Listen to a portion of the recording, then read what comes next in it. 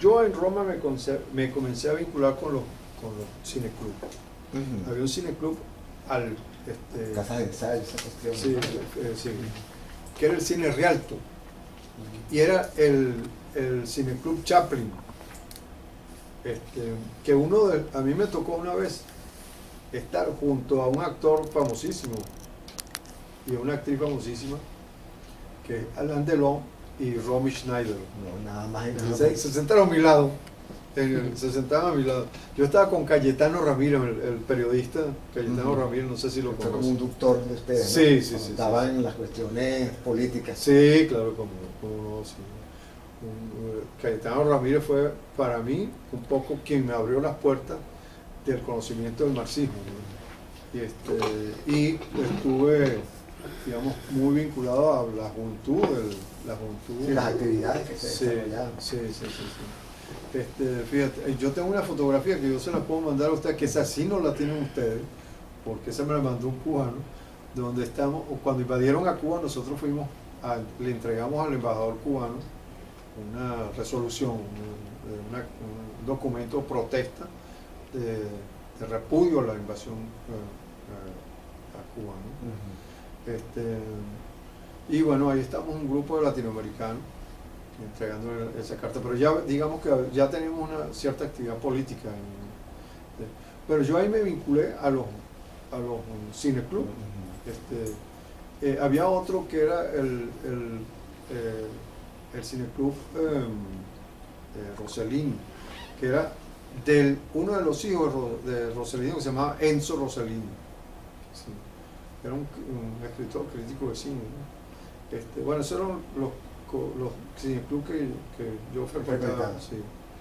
Eso me fue distanciando de la medicina, porque la medicina aquí entre no me hacía perder mucho tiempo. Yo creo que yo fui al Museo del Vaticano después como 5 meses de vivir en Roma. Y como ustedes saben, o sea, el Museo del Vaticano no es como esos turistas que pasan y empiezan a ver cuadros que marchan y dicen, ay, mira, no. Eso tiene que sectorizarlo. Pues. Entonces yo lo que hice fue eso, ¿no? Cogí un par de cursos ahí, pero que la medicina tenía que estudiar hasta los domingos. Sí, ¿Pero te gustaba? ¿Ah?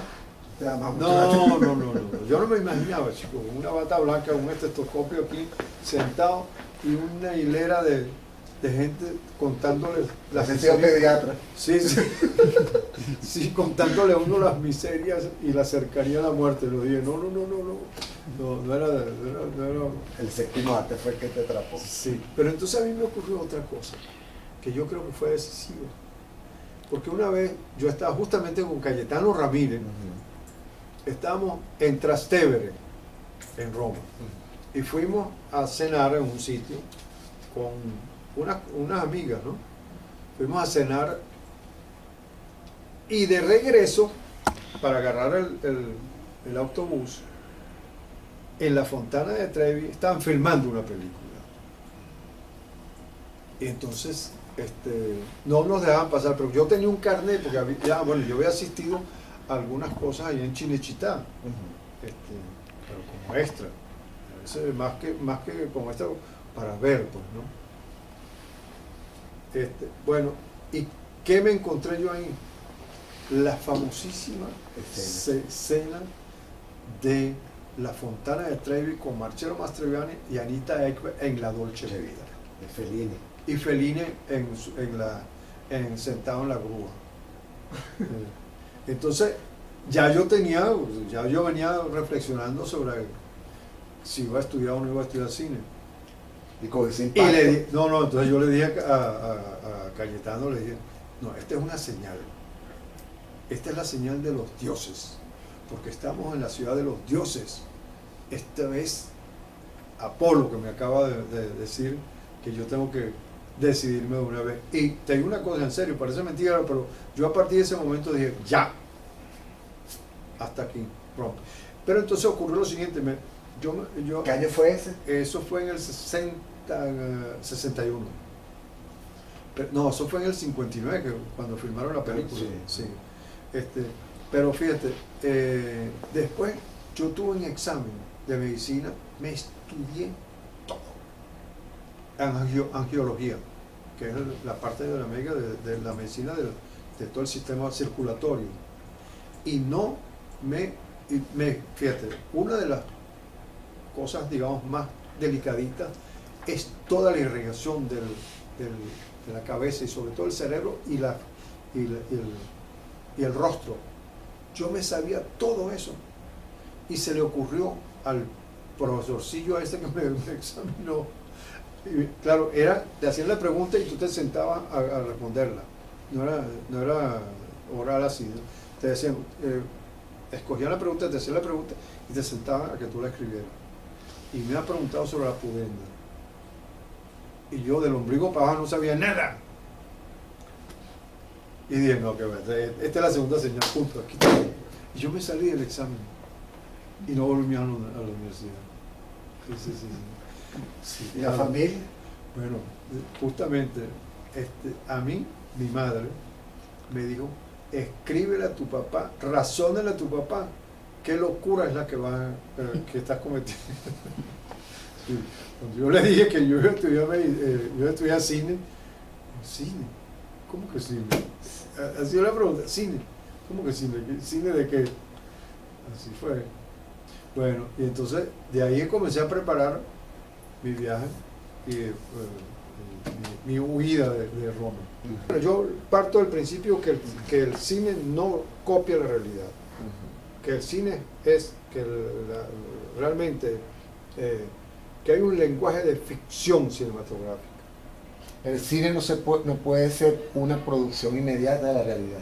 No es esa, lo dije así, yo lo dije hace entre comillas. Bueno, sí. No es una reproducción de la realidad, porque la realidad es muy compleja.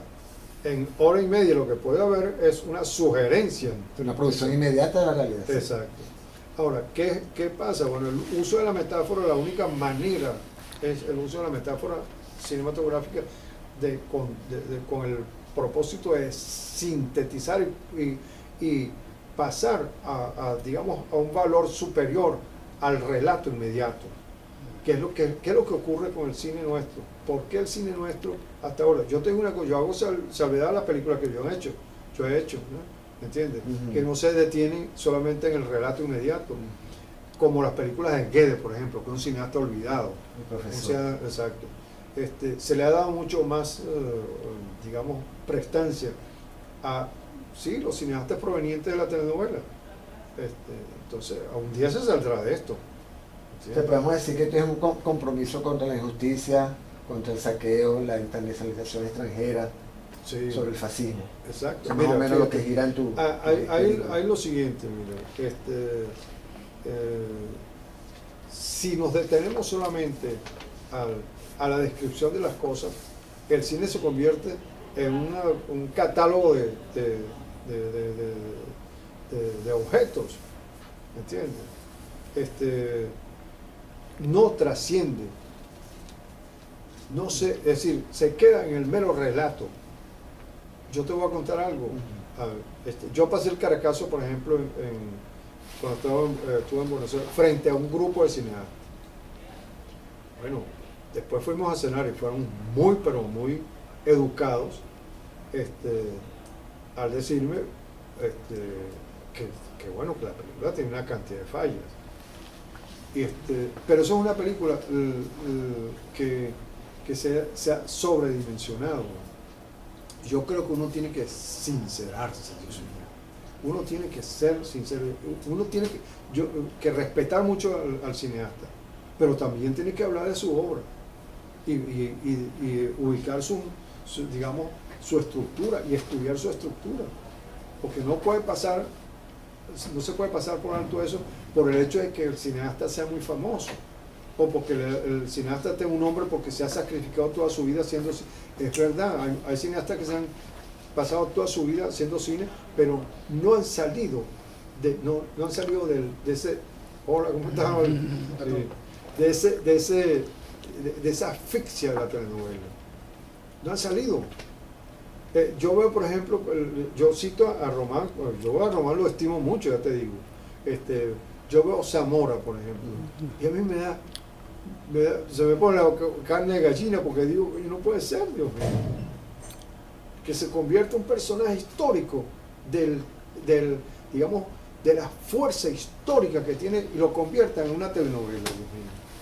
No puede ser posible que Simón Bolívar esté entre una y otra aventura dispuesto a tumbar en la cama a dos de las actrices más escuálidas que existen. ¿Cómo se llama? Mimi Lazo y la otra se llama Fabiola Colmenares. Es una absurdidad terrible. Y que son así como unas figuras postizas, ¿ves?, que no tienen nada que ver con la historia. Que pase la historia de Hereford Tool, que es una historia que es lo que ha hecho creer que Bolívar es un downtown. ¿Me entiendes? Alfredo, entonces tu cine tú lo consideras que está comprometido. Todas las películas mías, si tú las ves bien, es un cine que se compromete no con la pequeña historia, porque la otra cuestión, mira, es lo siguiente, que es que con el deseo digamos, de tratar temas, digamos, de cierta trascendencia, no de trascendencia, sino temas de cierta importancia, se obvian los temas fundamentales, los temas en los que potencialmente puede incidir en un cambio histórico. Y temas que son muy loables, ¿entiendes? Como el tema, por ejemplo, de la, qué sé yo, de la protección de los animales. Yo siempre cito el ejemplo de esta señora en África que se pasó toda la vida defendiendo los gorilas que se estaban extinguiendo, pero en las aldeas, y se hizo una película sobre eso. Weaver. Sí, exacto. Pero ¿qué pasa? En las aldeas que estaban alrededor se estaban muriendo los niños africanos de enfermedades curables. Gorilas en la niebla se llama. ¿Ah? Gorilas en la niebla. Sí, no sé cómo se llama la película, pero bueno. Pero nunca se ocupó de eso.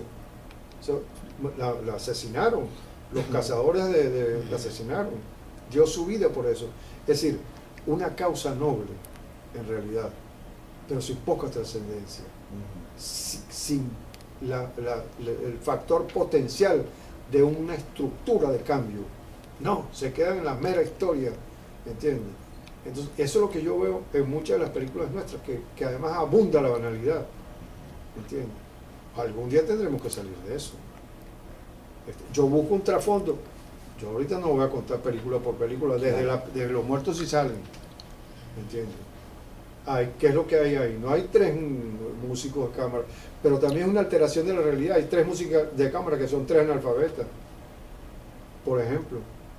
Hay un barrio que no es el barrio, ese barrio entre comillas, donde todo es armónico. No, hay una cantidad de contradicciones ahí, propios de la miseria. Pero la miseria tiene también una causa.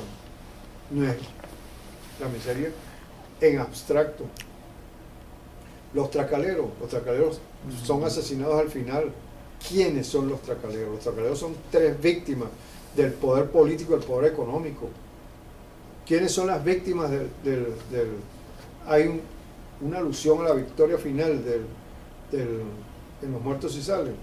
¿Contra quién? Contra un embajador es decir, que se identifica de inmediato quién es, y una gran transnacional que domina el mundo. Hay críticos como Osvaldo Caprile, que habla de esto, el fondo de las cosas, ir al fondo, no quedarse en la superficie, en el relatito a veces, ¿no? ¿Me entiendes? Entonces, pero esa discusión nunca se dio. Mira, yo incluso intenté en una oportunidad reunir a un grupo de cineastas para discutir bueno, incluso en un restaurante, y bueno, nos tomamos una cervecita y vamos a volar a paja de cine, pero hablar un poco, bueno, eso fue en Chacao, en los años 80, fines de los 80. El primer día fueron 5 o 6 cineastas, o 7 cineastas. El segundo fueron 3. En la tercera cita, que era una vez al mes, fui yo y la compañera de mi compañero.